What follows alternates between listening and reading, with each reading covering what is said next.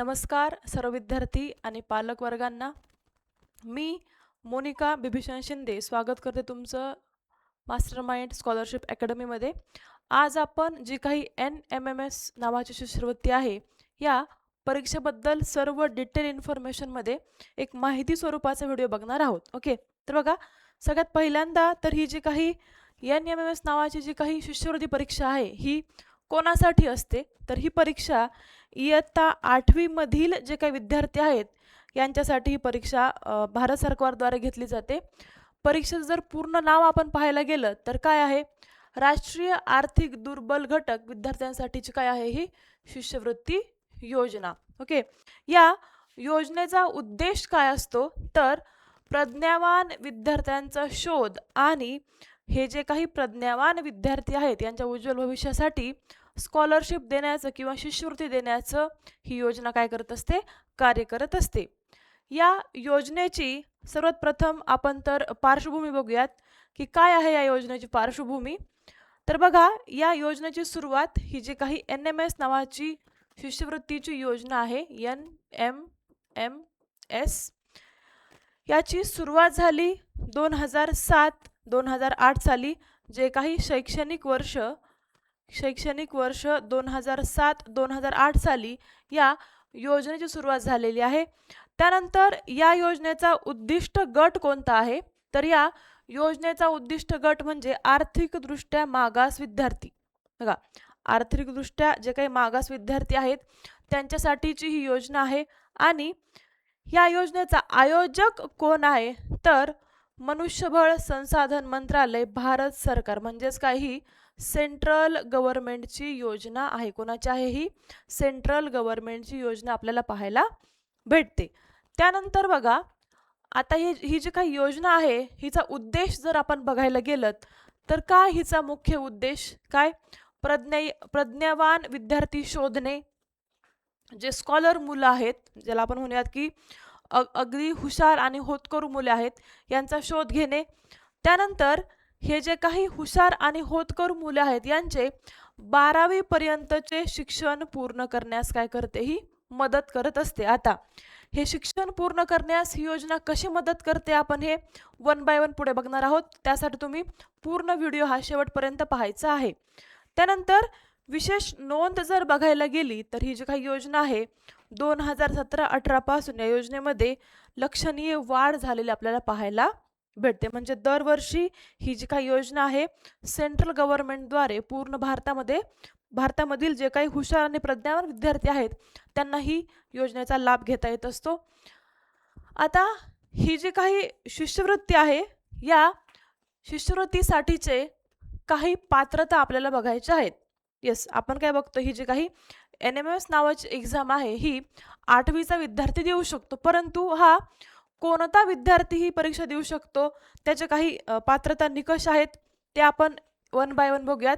पहिला पात्रता निकष आहे तो म्हणजे आर्थिक मर्यादा. पहिली काय आहे, आर्थिक मर्यादा.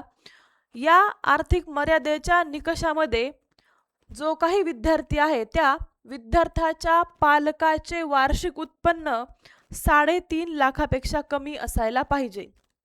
किती असायला पाहिजे?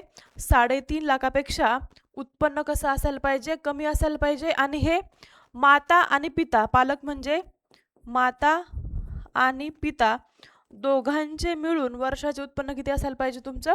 3.5 लाखापेक्षा कमी असायला हवं. त्यानंतर दुसरा पात्रता निकष आहे ते म्हणजे विद्यार्थ्याचा जो काही प्रवेश आहे हा एका अनुदानित शाळेत असावा.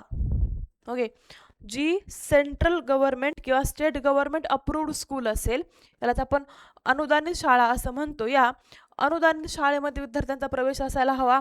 मग याच्यामध्ये नवोदय विद्यालय येतात, केंद्रीय विद्यालय येतात किंवा इतर ज्या काही शाळा आहेत यांचाही समावेश होतो. फक्त काय, अनुदानित शाळेमध्ये तुमचा प्रवेश असायला हवा. त्यानंतर तिसरा पात्रता निकष तो म्हणजे शैक्षणिक गुणवत्ता. यस, तुम्ही कितवीला जाणार? 8वीला गेले की एक्झाम देऊ शकणार, परंतु त्याच्या आधी तुम्ही काय पास झालेली असायला हवी? 7वीची परीक्षा तुम्ही पास असायला झालेली हवी. ती पण किती गुणांनी?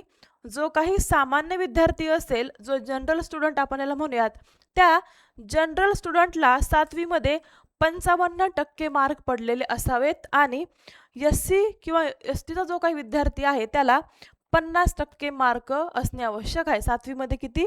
7वी मध्ये सामान्य विद्यार्थ्याला किती पाहिजे? 55%. आणि जे SC आणि STचे जे काही मुलं आहेत, जे काही विद्यार्थी आहेत, त्यांना किती? 50% गुण असणं अनिवार्य आहे. ठीक आहे. तर ह्या 3 पात्रतेमध्ये जो कोणताही विद्यार्थी बसत असेल महाराष्ट्रातील तो ही एक्झाम देऊ शकतो. त्यानंतर आता जो काही आपला महाराष्ट्र आहे, या महाराष्ट्रातील विद्यार्थ्यांसाठी काही महत्त्वाची माहिती, जसं की एकूण जागेपैकी ज्या सेंट्रल गव्हर्नमेंटच्या किंवा भारत सरकारच्या जेवढ्या काही जागा आहेत त्या एकूण जागेपैकी दरवर्षी बघा, दरवर्षी प्रत्येक वर्षी 11,682 मुलं या शिष्यवृत्तीसाठी पात्र ठरवले जातात. किती? 11,682 मुलं या शिष्यवृत्तीसाठी दरवर्षी घेतले जातात. आणि ही परीक्षा कधी होत असते? तर ही परीक्षा डिसेंबरमध्ये होते. प्रत्येक वर्षाचा जो काही डिसेंबर महिना असेल त्या प्रत्येक वर्षाच्या डिसेंबर महिन्यामध्ये ही परीक्षा होते. आणि परत सांगते, कोण देऊ शकते ही परीक्षा? 8वीचा विद्यार्थी ही परीक्षा देऊ शकतो. त्यानंतर आता हिची महाराष्ट्रातील आयोजक संस्था कोण आहे? यस, ही एक्झाम कोणाची आहे? ही भारत सरकारची आहे. परंतु ती कंडक्ट कोण करत असतं? महाराष्ट्र राज्य. आणि महाराष्ट्र राज्यातील कोणती संस्था ही परीक्षा घेत असते? तर महाराष्ट्र राज्य परीक्षा परिषद. कोणती? महाराष्ट्र राज्य परीक्षा परिषदेद्वारे ही एक्झाम घेतली जाते. एक्झामची फीस बघा अतिशय कमी आहे. किती आहे? फक्त 120 रुपये तुम्ही काय करायचं? एक्झामची फीस भरायची आहे आणि या एक्झामसाठी तुम्ही फॉर्म भरायचा आहे. तर ही आहे आपली महाराष्ट्रातील विद्यार्थ्यांसाठीची माहिती. त्यानंतर आता ही जी काही परीक्षा आहे हिचं जर आपण स्वरूप पाहायला गेलं तर कशा स्वरूपाची परीक्षा असते? तर बघा, या परीक्षेमध्ये 2 पेपर असतात. 2 टप्प्यांमध्ये किंवा 2 पेपरमध्ये ही परीक्षा होत असते. त्यातला पहिला पेपर आहे तो म्हणजे सामान्य बौद्धिक क्षमता चाचणी, मेंटल ॲबिलिटी टेस्ट. पहिली काय आहे? मॅट. यालाच आपण मेंटल ॲबिलिटी टेस्ट असे म्हणतो. MAT, MAT, mental ability test. आता या पहिल्या पेपरमध्ये 90 प्रश्न असतात. किती असतात? 90 प्रश्न. त्यानंतर या 90 प्रश्नांना गुणही किती असतात? 90 गुण. आणि वेळही किती असतो? 90 मिनिटे एवढा वेळ असतो. म्हणजेच किती बघा, 90, 90 आणि 90. 90 प्रश्न, 90 गुण आणि 90 मिनिट. म्हणजेच एका प्रश्नाला तुम्हाला 1 मिनिट एवढा वेळ भेटतो. किती असतो? एका प्रश्नाला 1 मिनिट एवढा वेळ इथे भेटत असतो. त्यानंतर दुसरा पेपर आहे तो म्हणजे शालेय क्षमता चाचणी. हिलाच सॅट असं म्हणतात. कुठली आहे ही? शालेय क्षमता चाचणी. हिला सॅट असं म्हणतात. हिलाच आपण इंग्लिशमध्ये स्कॉलरशिप ॲबिलिटी टेस्ट असे म्हणतो. ठीक आहे. SAT ही झाली सॅट. आता या दुसऱ्या पेपरमध्ये पण 90 प्रश्न, 90 गुण आणि 90 मिनिटांचा वेळ. म्हणजे इकडे ही सेम तुम्हाला एका प्रश्नासाठी इथे 1 मिनिट एवढा वेळ भेटणार आहे. किती? एका प्रश्नासाठी 1 मिनिट. आता हा जो काही मॅथचा पेपर आहे हा सकाळच्या शिफ्टमध्ये होत असतो आणि त्यानंतर दुपारच्या शिफ्टमध्ये हा सॅटचा पेपर होतो. म्हणजे सकाळी आणि दुपारी एकाच दिवशी हे दोन्ही पेपर आपल्याला देता येतात. त्यानंतर आता यांची विषयांची विभागणी जर आपण बघायला गेलं किंवा जो काही पेपर आहे किंवा जे काही विषय त्यांची सविस्तर रचना किंवा सविस्तर विभागणी जर आपण बघायला गेलं तर बघा, आत्ताच आपण बघितलं आहे की जो काही पेपर 1 आहे त्याला किती? 90 प्रश्न आणि 90 गुण. म्हणजेच एका प्रश्नाला आपल्याला किती भेटतो? 1 मिनिट. एका प्रश्नाला 1 मिनिट आपल्याला इथे भेटतो. आता या पेपर 1 मधले घटक कोणकोणते आहेत? तर बघा, तर्कशक्ती, त्यानंतर तर्कशक्ती आणि विश्लेषण आणि संख्या मालिका. म्हणजेच जे काही तुमची बुद्धिमत्ता चाचणी आहे ही सगळे कशामध्ये असते? पेपर 1 मध्ये. तर जो काही पेपर 2 आहे या पेपर 2 मध्ये पण परत सेम काय? 90 प्रश्न आणि 90 गुण. इकडे पण परत एका प्रश्नासाठी ॲप्रॉक्सिमेटली 1 मिनिट एवढा तुम्हाला वेळ भेटत असतो. बर, आता याचा सिलेबस किंवा अभ्यासक्रम आपण जर बघायला गेलात पेपर 2चा, यालाच आपण सॅट असं म्हणतो, तर याच्यामध्ये विज्ञानाचे 35, इथे लिहिते मी किती बघा, विज्ञानाचे 35, त्यानंतर समाजशास्त्राचे 35. आता या समाजशास्त्रामध्ये इतिहास, त्यानंतर भूगोल आणि नागरिकशास्त्र, इतिहास, भूगोल आणि नागरिकशास्त्र या 3 घटकांचा समावेश होतो. त्यामध्येही इतिहासाचे असतात 15 प्रश्न, त्यानंतर भूगोलाचे असतात 15 प्रश्न आणि नागरिकशास्त्राचे 5 प्रश्न, असे टोटल मिळून हा जो काही समाजशास्त्र आहे याचे किती होतात टोटल तुमचे 35 प्रश्न. किती होतात? 35 प्रश्न. ठीक आहे, विज्ञानाचे किती झाले 35, समाजशास्त्राचे 35 आणि गणित जो आहे गणिताचे स्पेसिफिक 20, असे टोटल 90 क्वेश्चन तुम्हाला 90 प्रश्न या सॅटमध्ये पाहायला भेटतात. ठीक आहे, पेपर 1 मॅट, पेपर 2 सॅट, 90 प्रश्न 90 गुण, इकडे पण 90 प्रश्न 90 गुण. परंतु इथे कुठली आहे सगळी बुद्धिमत्ता चाचणी तुमची आपण म्हणूयात, आणि पेपर 2 मध्ये मग विज्ञान, समाजशास्त्र आणि गणित या घटकांचा इथे समावेश होतो.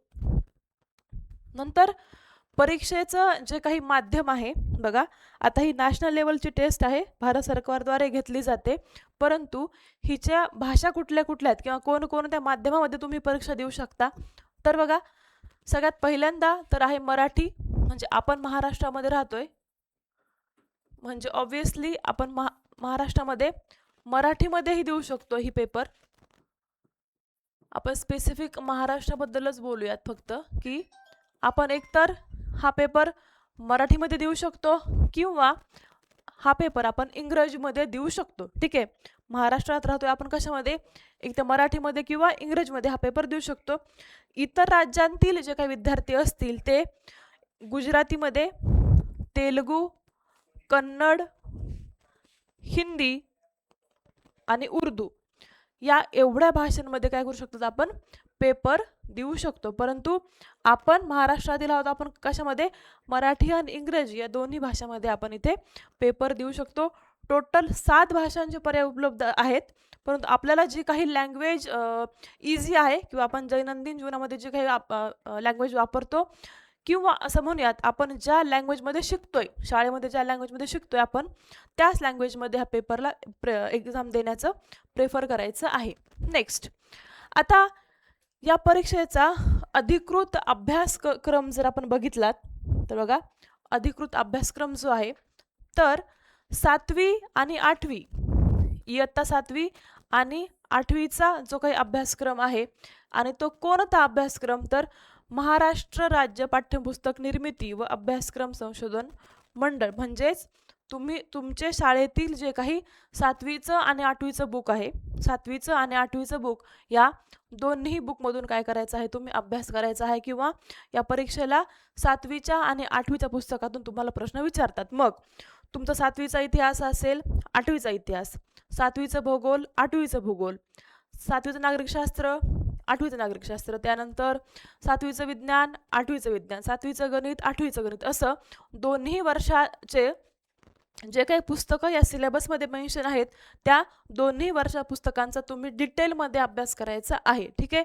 जास्त पुस्तकं खरेदी करायच्या भानगडीमध्ये पडायचं नाही, कारण बघा एक्झाम बॉडी कोण आहे, महाराष्ट्र राज्य परिषद, सिलेबस कोणाचा आहे, महाराष्ट्र राज्य पाठ्यपुस्तक निर्मितीचा, म्हणजेच काय ते कोणाला प्रेफर करणार, महाराष्ट्र राज्य शिक्षण परिषद कोणाला प्रेफर करणार, या महाराष्ट्र राज्य पुस्तक निर्मिती मंडळाला प्रेफर करणार. त्यामुळे 2च वर्षाची पुस्तके तुम्ही परत परत किंवा रिपीटेडली वाचायची आहेत.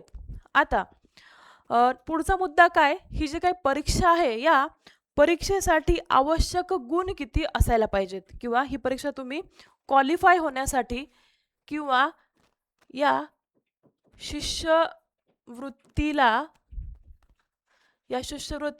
तुम्ही पात्र होण्यासाठी, किंवा जी काही 48,000 शिष्यवृत्ती आहे ही मिळण्यासाठी तुम्हाला किती मार्क्स असायला हवेत किंवा ते जे काही आपण आता 2 पेपर बघितलं, पेपर 1 आणि पेपर 2, या दोन्हीमधून तुम्ही किती मार्क्स घ्यायला पाहिजेत. तर बघा, जो काही सर्वसाधारण किंवा ओबीसी प्रवर्गातील विद्यार्थी असेल, जो कोणी सर्वसाधारण किंवा ओबीसी प्रवर्गातील विद्यार्थी असेल, त्याला 40% दोन्ही पेपरमध्ये मिळून, ओके, दोन्ही पेपरचे मिळून किती 40% मार्क तुम्हाला भेटायला पाहिजेत.